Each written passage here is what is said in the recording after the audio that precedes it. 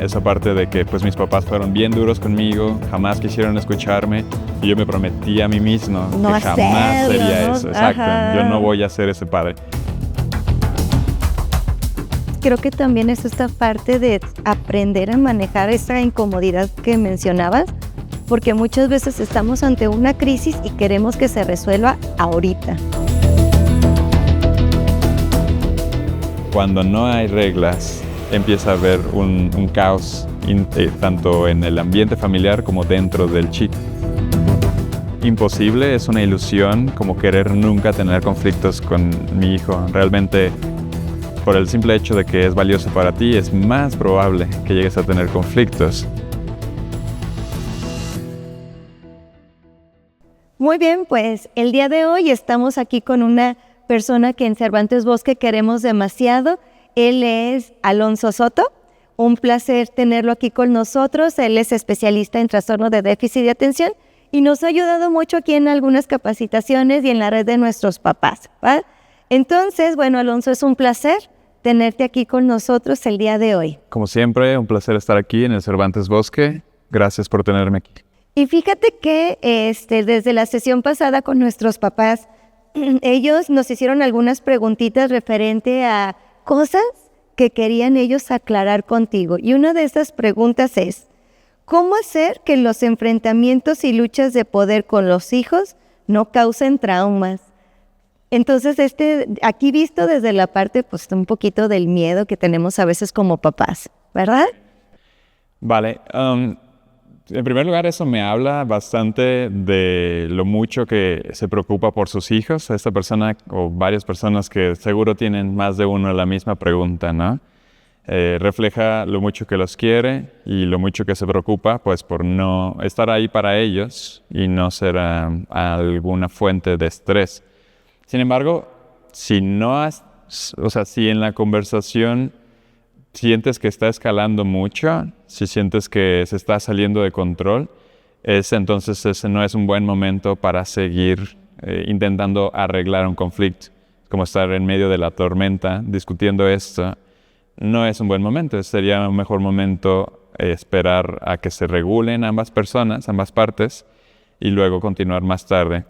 Sin embargo, supongo que el riesgo también, o el temor viene del riesgo o el temor que tiene esta persona de repente explotar. Si ese es el caso, primero que nada aprender un poco de estrategias de autorregulación emocional sería muy útil. Y en segundo lugar, realmente todos tenemos emociones fuertes y tiene sentido porque a final de cuentas se trata de tu hijo, ¿no? Es una de las personas que más quieres, no quieres hacerle daño, pero al mismo tiempo existe esta relación entre donde mientras más importante es para ti esta persona, más fácil es que te afecte emocionalmente. Van de la mano, el amor y el dolor son como dos compañeros de baile que van mano con mano. Entonces, si estás teniendo un conflicto con, no sé, la recepcionista o un mesero, probablemente sea mucho más fácil para ti modularte si el conflicto viene directamente con tu hijo adolescente. Y si aparte el hijo adolescente llega a decir algo irrespetuoso, por supuesto que va a ser más difícil modularte. En esos momentos, lo mejor que uno puede hacer es hacer una pausa, ¿no? Tener como un tiempo fuera, incluso podrían tener una especie de señal acordada en donde sepan que ahorita no es un buen momento para continuar esta plática y será abordarlo más adelante, tanto cuando el adolescente esté más regulado como el adulto. Muy bien. Y fíjate que cuando los papás mencionan esta parte también de los miedos, es como trasladarse un poquito a su propia adolescencia y no querer repetir algo que los papás de ellos o de nosotros, bueno, ya como adultos, pues hicieron, ¿no? Entonces es como tengo miedo de que mi niño se sienta, que mi adolescente se sienta como yo me sentí. Sí, de hecho es muy común que haya una tendencia completamente opuesta a la experiencia que vivieron. Es como dices, yo no quiero ser un papá así, o no quiero que mi hijo viva estas experiencias, entonces digamos que empiezan a pecar del extremo contrario, y a veces eso pues tampoco es bueno, porque no se trata de ser súper autoritarios, y terminar todos los conflictos con un pues porque lo digo yo y te callas. Pero por el otro lado, los extremos jamás son muy sanos. Si te vuelves un padre sobrepermisivo, eso tampoco le va a hacer bien a tu hijo. Claro, sí, porque luego nos encontramos con el adolescente que dice, es que mi papá o mi mamá es mi mejor amigo y se van de antro y así, ¿no? Pero pues muchas veces lo que necesitan es esta figura de resguardo, de cuidado, de apoyo, de acompañamiento, más que un amigo de antro, porque los amigos pues se los van a encontrar en la escuela y en otros contextos. Pero como papás, pues Sí, no hay que tenemos que olvidar, estar ahí. exactamente, no hay que olvidar que nuestro rol implica tener reglas claras, ¿no? Si ellos pudieran ya pues, vivir su vida y no necesitar de nosotros más que un amigo, un confidente, pues bien podrías ya darle las llaves de un departamento y dejar que viva solo, pero no están todavía en esa etapa de su vida. Entonces, pues está bien que cuides el vínculo, es decir, cuidar el vínculo con tu hijo va a ser una de las cosas que más protejan de, por ejemplo, desarrollar un trauma más adelante, ¿no? Y es imposible no fallar. En eso sí me gustaría que los padres como que se relajaran un poquito, que no se culpabilicen demasiado, porque todos fallamos. Eso es súper normal. Aquí lo importante no es no fallar nunca, es saber reconocerlo en el momento adecuado. Y si llega el momento de hacer enmiendas es mucho más valioso que procurar jamás tener conflictos, porque eso francamente es imposible. Claro, y es que a mí me queda bien claro que ahorita en esta etapa del ser adolescente, el adolescente tiene una misión bien importante, que es la de darnos a nosotros como adultos, como papás, estas como flashazos de, a ver, estás siendo bien incongruente. Sí, me estás diciendo una cosa y estás haciendo otra. Entonces ahí como adultos nos tenemos que reajustar, híjole, a veces pedir disculpas y decir, sabes que pues sí, no soy perfecto, pero a veces desde la visión tradicional de que el papá es el que sabe. Sí, sí, y a veces viene de un miedo, ¿no? El miedo a que pues este chico me va a tomar el pie o voy a perder autoridad, pero en realidad lo que estás haciendo en todo momento es ser el principal modelo de conducta de tu hijo. Como padres somos los principales modelos de conducta y pues si lo que más importa para ti es tener siempre el control, no importa qué estrategia utilices, incluso estrategias un poco violentas como alzar la voz, decir cosas hirientes, ten en cuenta de que le estás enseñando a tu hijo cómo resolver conflictos cuando él tenga uno. Si por otro lado aprendes a tomar como un poco de espacio, regularte tú primero, si hiciste algo que merece la pena abordar y hacer una enmienda, pedir disculpas, no te preocupes porque realmente le estás enseñando a tu hijo cómo hacer enmiendas, cómo hacer una disculpa, que seguro va a ser una habilidad que va a valorar con sus amistades, con sus futuras parejas y va a mejorar bastante su relación con los demás. Sí, híjole, qué valioso el modelaje desde el papá y desde la mamá. Entonces, así a grandes rasgos, ¿qué nos pudieras tú como recomendar como para que el adulto aprenda a regularse a sí mismo en esta parte del ser modelo de nuestros adolescentes? ¿Qué nos pudiera sugerir? Sí, qué bueno que lo preguntas, porque es lo más importante realmente. Uno no puede, aunque quisiera, no puede, bajo una orden, como mandar a que el niño se regule, ¿no? O sea, simplemente gritarle, ya cálmate, no le está enseñando ninguna estrategia de regulación emocional. Los niños y adolescentes necesitan acompañamiento de los papás. Y entonces tu pregunta es buenísima porque es, como papá, entonces, ¿qué hago yo para regularme? Y así corregulo a mi adolescente, a mi hijo. Bueno, una de ellas, primero que nada, es aprender a reconocer las emociones.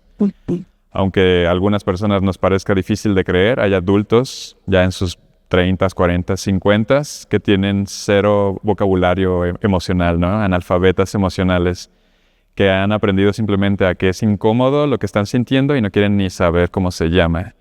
Pero eso a largo plazo es perjudicial, porque si no sabes, si no puedes poner en palabras lo que estás sintiendo, entonces no puedes empezar a regularte. En sí mismo, entonces, poder decir, esto es lo que siento, esto es lo que estoy viviendo en este momento, se encuentra aquí en esta parte de mi cuerpo, en sí mismo ya es la primera estrategia de regulación emocional que todos deberíamos de conocer. Pero para ello hay que aprender a estar dispuestos, digamos, a sentir, lo cual es incómodo y a muchas personas no les gusta, pero si puedes empezar por esta parte y reconocer que estás pasando por algo doloroso o incómodo, ya ahí tienes una muy buena estrategia de regulación emocional. Es como un maestro de clases. Cuando no está el maestro en clase, ¿qué pasa con los alumnos? No, bueno, pues sería un desastre, ¿no? Ya está el que corre, el que grita, el que se quiere salir, el que quiere gobernar el mundo en ese momento. Totalmente. Y algo así es la conciencia, la capacidad de notar qué estoy sintiendo, qué estoy pensando. Es como un maestro en un salón de clases. Y digamos que los alumnos fueran las emociones, que fueran los pensamientos. Si tú no tienes primero la disposición de sentir, pues no vas a ser consciente, obviamente, ¿no? Pero aunque estés dispuesto a sentir, pero no eres muy bueno sabiendo como qué es esto, cómo se llama, entonces dentro de ti, que sería como el salón de clases, va a haber un despapalle emocional. Tus emociones constantemente van a dominar la escena. Sí, y fíjate que me encanta esa metáfora porque nosotros que ingresamos al aula lo vemos cuando el maestro, pues claro que somos pues humanos y también nos pasan emociones difíciles y situaciones complicadas. Entonces ingresamos al salón y si estamos con una situación, no sé, a lo mejor me siento estresado o angustiado, los niños lo saben y su conducta cambia. Entonces es bien importante cómo el adulto debe de ser consciente de su emoción, porque pues somos el primer punto de modelaje de nuestros chicos. E influimos bastante en su conducta y en su emoción. De hecho, es bien sabido que la regulación es contagiosa, así como la desregulación es contagiosa. Tú métete a un salón donde 5 mujeres están gritándose y diciéndose de cosas o se ven muy alteradas y desesperadas, pues no creo que te tome mucho tiempo para empezarte a sentir inquieta. Es contagiosísima. Por otro lado, llega inquieta a un salón donde todos están con muy buena vibra, muy afables, de muy buen trato. Probablemente se te olviden tus problemas, de manera mínimo de momento, mientras estés en ese ambiente. Entonces, tampoco es como, no quiero generarle demasiada presión a los padres de, ay, entonces tengo que ser un monje zen budista todo el tiempo y si no es mi culpa que mi hijo... No, realmente no.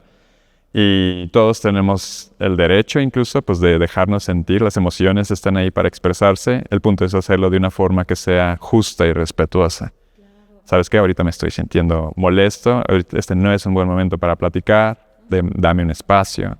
Es válido hacer eso, está bien. Y sabes, creo que también es esta parte de aprender a manejar esa incomodidad que mencionabas, porque muchas veces estamos ante una crisis y queremos que se resuelva ahorita, porque es mi necesidad, ¿sí? Pero dejo de observar al otro que también está en un momento complicado y que necesita su espacio. Entonces, ahí también esta parte empática del observar al otro, saber interpretar cómo se está sintiendo, pues es bien valioso también. Sí.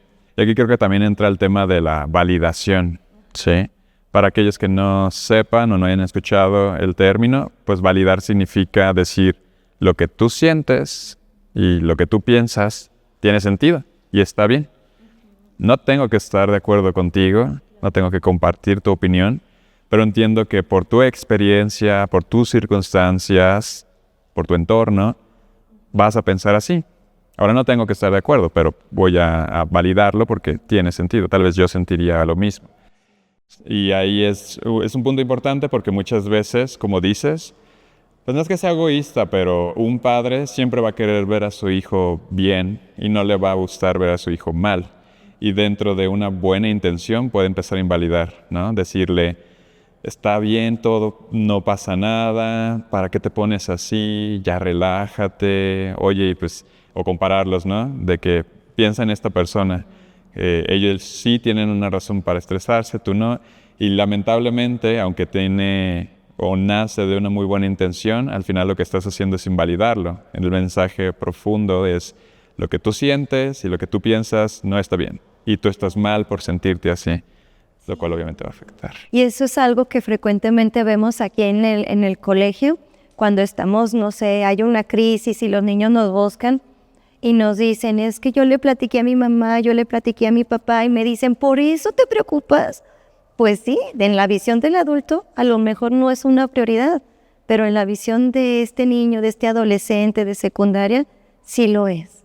Sí, entonces el reconocerlo, el validarlo, pues es algo que es fundamental y que pues ayuda también al consuelo y esta parte compasiva y que el niño vaya entendiendo que pues las cosas pasan y que las vaya acomodando poco a poquito. Sí, sí, como dices, eso fomenta como cuidar el vínculo con el chico, de forma que nuevamente es imposible, es una ilusión como querer nunca tener conflictos con mi hijo. Realmente, por el simple hecho de que es valioso para ti, es más probable que llegues a tener conflictos. Sí.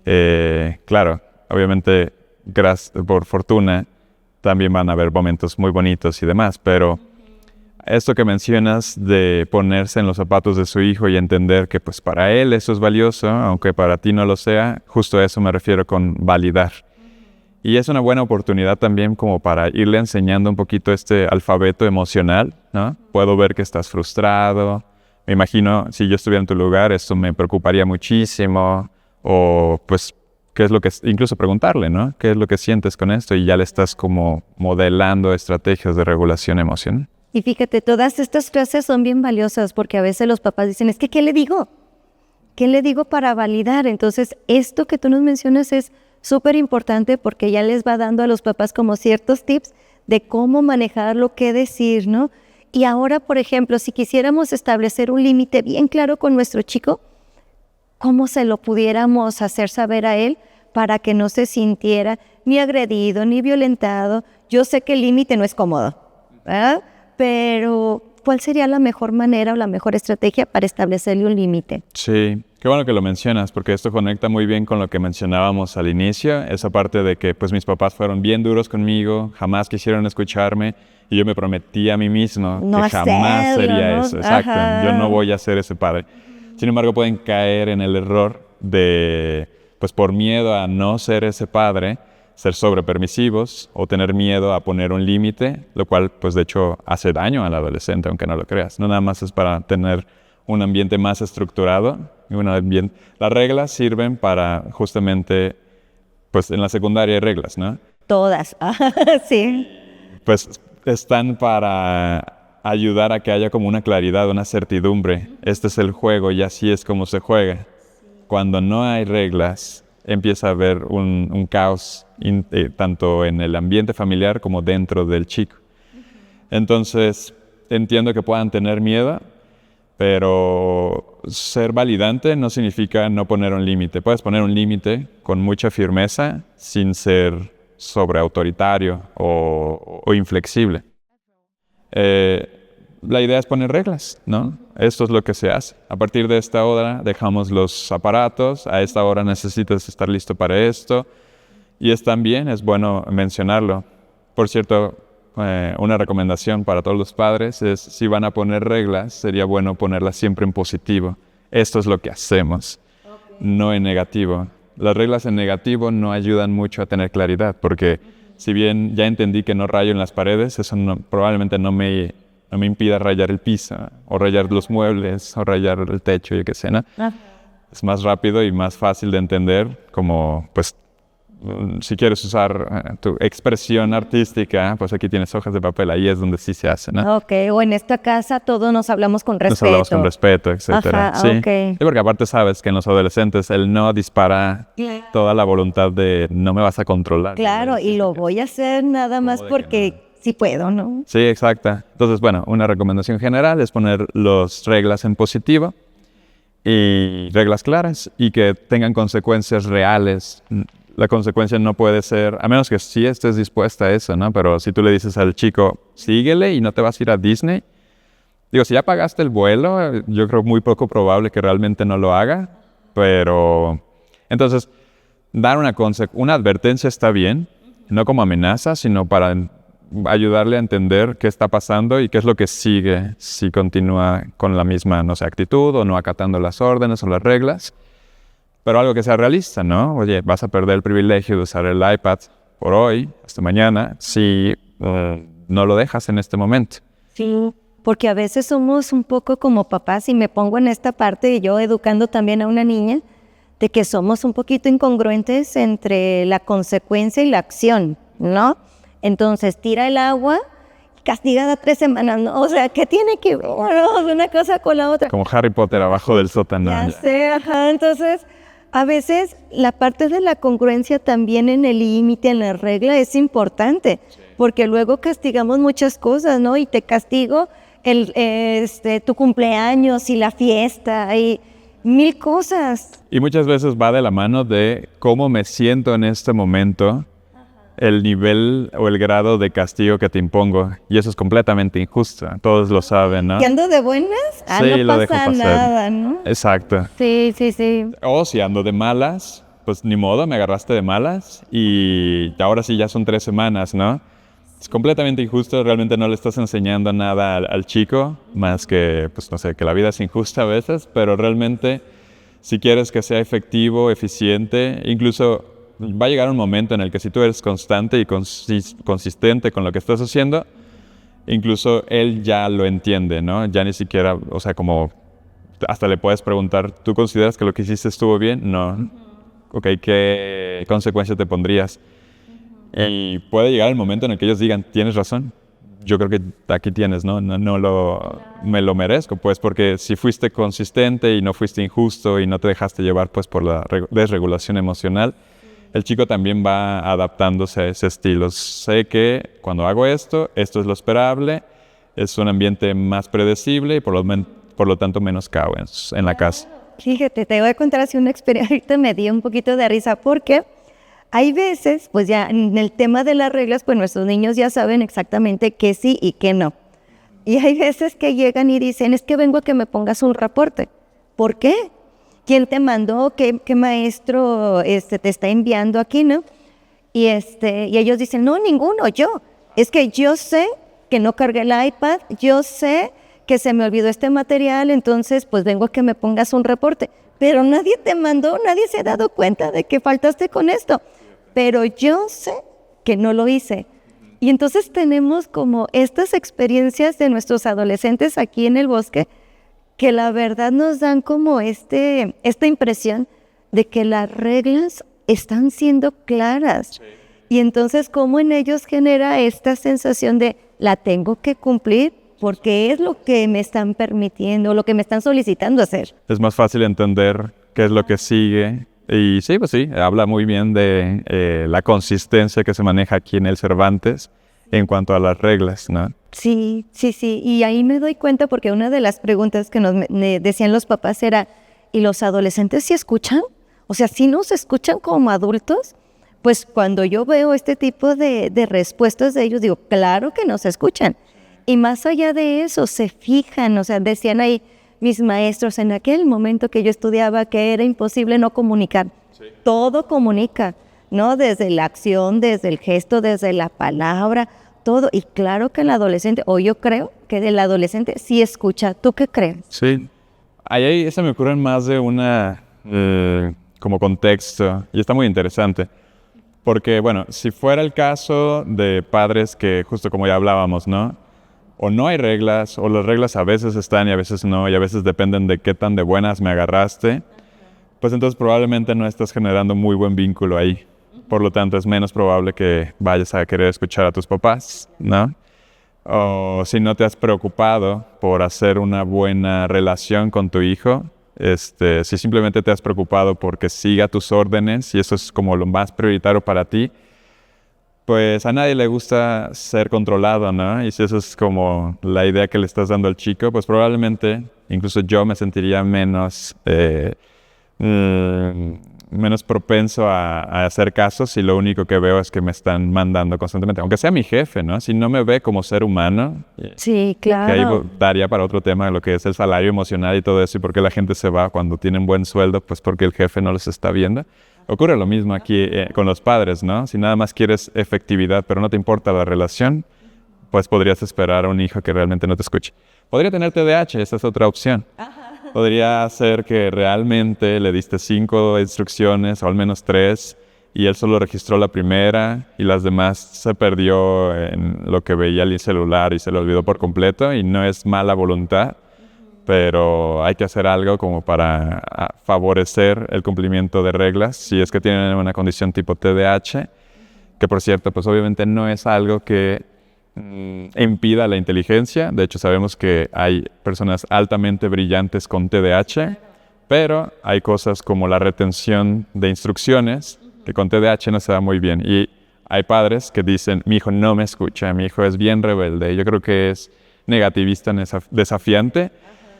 Pero en realidad estás trabajando con un chico con TDAH al que le estás cargando demasiado su memoria de trabajo y que no va a hacerlo porque no puede hacerlo, no porque quiera ser rebelde. Esa es otra opción. Sí, y sigo pensando, ¿no? O sea, en esta parte de las opciones, como también a veces es simplemente falta de supervisión, porque a veces doy la indicación y se me olvida supervisar si la indicación se realizó.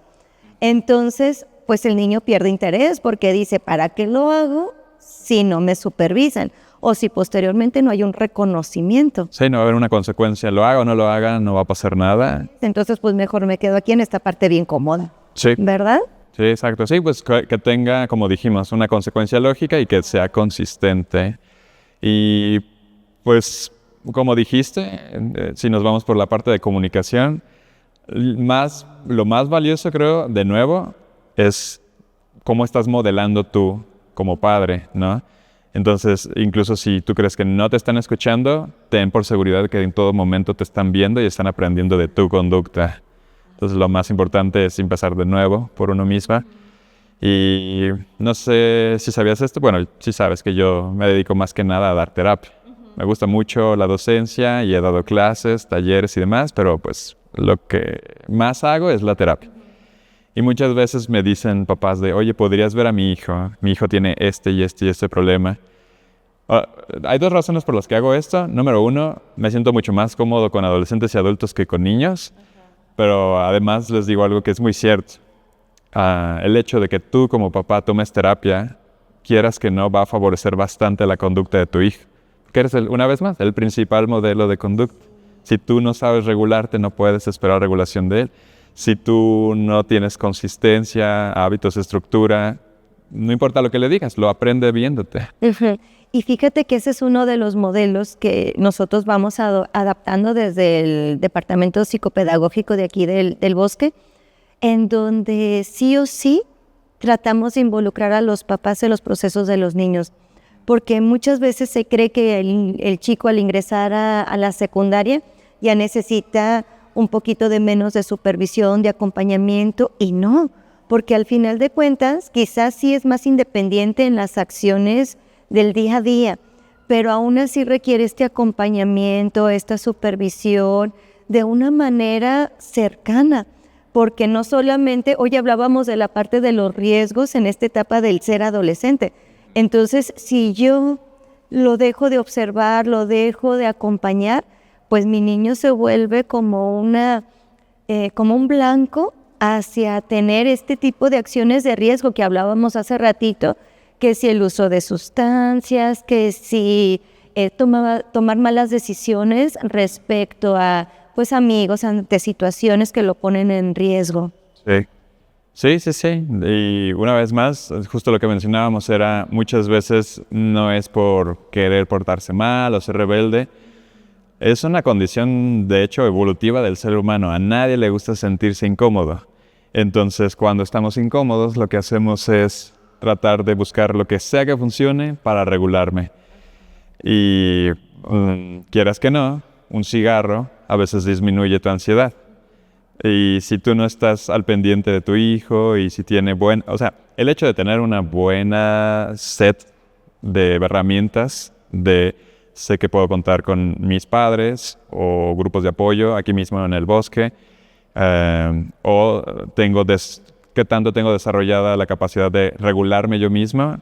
Eso es en sí mismo un factor de protección para que luego no se generen esos riesgos, como decías, sustancias, incluso sexo inseguro, la presión por los demás, ¿no? A veces se sienten tan solos que creen que la única forma de encajar es hacer lo que todo el mundo me está presionando a hacer. Claro, sí, y yo les digo esta metáfora a mis niños, les digo, es que, y nos lo dijeron también a nosotros, ¿no? Si tu amiguito se avienta del puente, ¿tú también te avientas?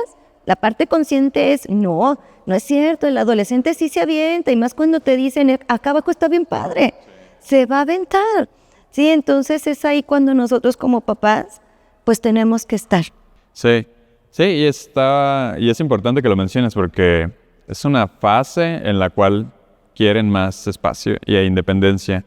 Y sí hay que dárselos al mismo tiempo que le haces saber en todo momento que ahí estás. Si necesitas algo, aquí estoy, checando cómo estás, cómo vas. No se trata de abandonarlos así en el extremo. Y curiosamente, los papás que tienden a ser así como muy incisivos en no, cuéntame todo, quiero saber toda tu vida, generan mayor como hermetismo en sus hijos. Es menos como de no, espérate, no quiero.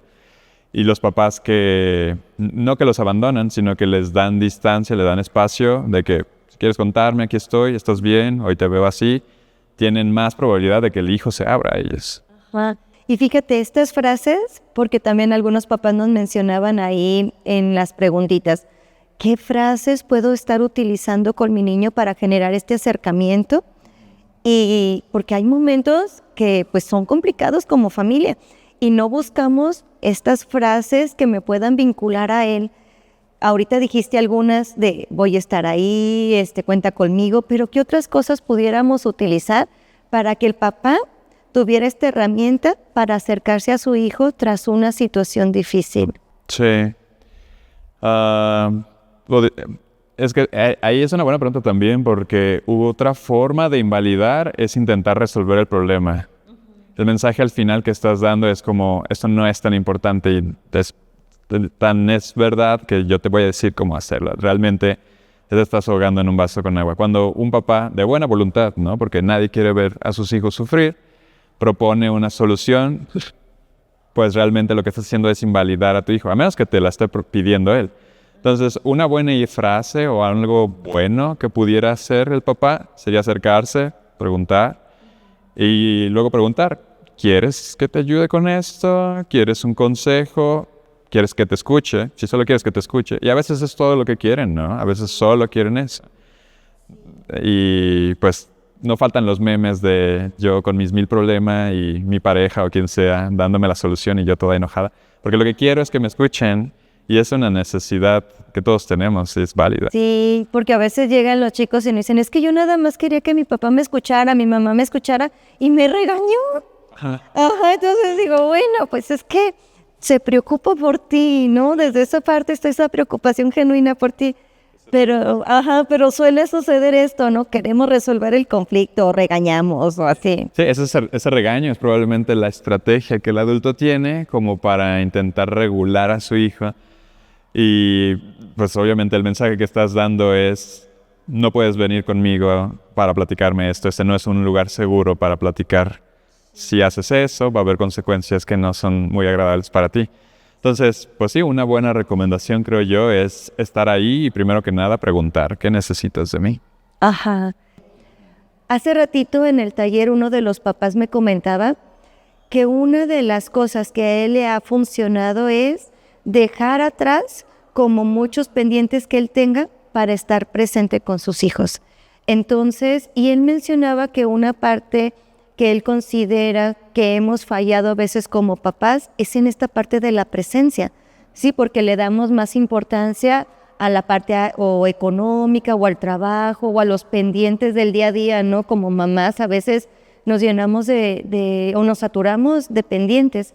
Para ti, ¿qué tan importante es la presencia en el adolescente? Eso es muy importante, lo que mencionábamos, ¿no? Que da a los hijos el mensaje, el aprendizaje de que uno está disponible para ellos. Sin embargo, también entiendo a los padres que algunos pudieran tener como este debate interno de, pues, ¿qué hago? O sea, yo soy el proveedor, ¿cómo me deshago de mis pendientes? Pues sí, pero no es tan fácil, ¿verdad? Pues porque, ¿qué va a pasar con mi trabajo? Lo bueno es que presencia no es literalmente estar físicamente ahí, sino también estar ahí para él, incluso aunque no estés presente físicamente, ¿sí? Los chicos pueden tener algo que se vive como, se llama aislamiento socialmente percibido. Okay. Es irónico, ¿no? En la época de la super interconectividad, donde de hecho es imposible no estar conectado, ¿cómo pudiera ser que te sientas socialmente aislado? pues es que no es lo mismo estar ahí físicamente que conectar con él. Estar de alguna forma, hacerte presente en tu día pudiera ser tan fácil como mandar un mensaje, ¿no? Ánimo, suerte en el partido de hoy, oye, ¿qué vas a querer para cenar? O ¿cómo te fue en el examen? No necesitas deshacerte del trabajo y estar ahí 24/7. Tu hijo ni siquiera lo quiere. Ajá, Pero lo que no, quiere imagínate. es que Ajá. sepa que estás al pendiente, ¿no? Que puedes mandar un mensaje, un recordatorio, un detalle bonito algún día en las mañanas. Así tengas poco tiempo y estés trabajando todo el día y llegas tarde, puedes hacerte presente a lo largo del día. Claro, y eso es algo bien importante porque nuestros niños, claro que ven esos detalles como valiosos, ¿no? Desde el hecho, desde el saludo, desde el abrazo, bueno, que algunos ya no lo toleran tanto, pero el acercamiento es indispensable para ellos, pero como conforme va pasando el tiempo, también las maneras de conectarnos con el otro también van cambiando, porque a veces como papás decimos, es que nada más se la pasa en el WhatsApp platicando con los amigos, eso no es ser amigo. No, bueno, en esta etapa, pues sí es ser amigo, porque es la etapa que les tocó Es a valioso ellos. para ellos, siguen Así conectados de es. esa forma. Sí, porque para ellos es valioso el estar platicando con el amigo, ¿no? Pero como papá me encanta esto que mencionas de, pues, el estar presente, aunque sea con estos gestos amables y que hagan a sentir a mi hijo que es valioso, que es reconocido, que estoy al pendiente de él. Y aunque no esté aquí físicamente, pues en mi pensamiento siempre va a estar. Y pues bueno, ya estamos casi cerrando este proceso. ¿Alguna frase que sea para ti bien representativa en este acompañamiento con nuestros adolescentes? Algo que nos pudiera dar como un poquito de luz, bueno, y a nuestros papás, para seguir acompañándonos y hacer este vínculo, tanto papás, escuelas, terapeutas que son básicos en este proceso con nuestros adolescentes. ¿Qué frase les pudieras decir a nuestros papás o un cierre bonito para nuestros papás? Pues haciendo un cierre, me gustaría darles un mensaje y esta frase también. Que sepan que van a cometer errores y está bien, es parte de la vida. Realmente es imposible no cometer errores. Y de hecho, los errores también son una buena oportunidad para enseñarle a los hijos cómo enmendarlos, ¿no? El problema no es que no haya, o el problema no es que el foco no debería estar en que no haya errores o conflictos, sino en saber enmendarlos. Eso es lo más valioso. Y una frase que me gusta es, pues no podemos evitar todas las tormentas, pero siempre podemos ser un puerto seguro para ellos durante las mismas. Claro, pues ahí está la invitación, seamos puertos seguros, ¿no? Que eso es lo que más quieren nuestros adolescentes en este momento, llegar y refugiarse en un lugar en donde sean escuchados, sin juicios y sin críticas. ¿Verdad? Pues bueno, Alonso, te agradezco muchísimo el acompañamiento que nos has dado tanto como profesores en esta parte de las capacitaciones y también en el acompañamiento que nos has brindado con nuestros papás. Desde noviembre hemos estado trabajando en esa parte de los talleres en nuestra red de papás y pues bueno, ha sido de verdad maravilloso, tanto que los papis quieren seguirte viendo. O sea, yo pienso que ya vas a hacer aquí, no sé, ya personal VIP del Cervantes, ¿verdad? Entonces Suena espero genial. y que tu corazón siga estando aquí en Cervantes Bosque y de verdad muchas gracias por estar aquí. Claro que sí, es un honor, me gusta mucho estar aquí y agradezco mucho la invitación. Bueno, muchísimas gracias y muchas gracias a todos por acompañarnos.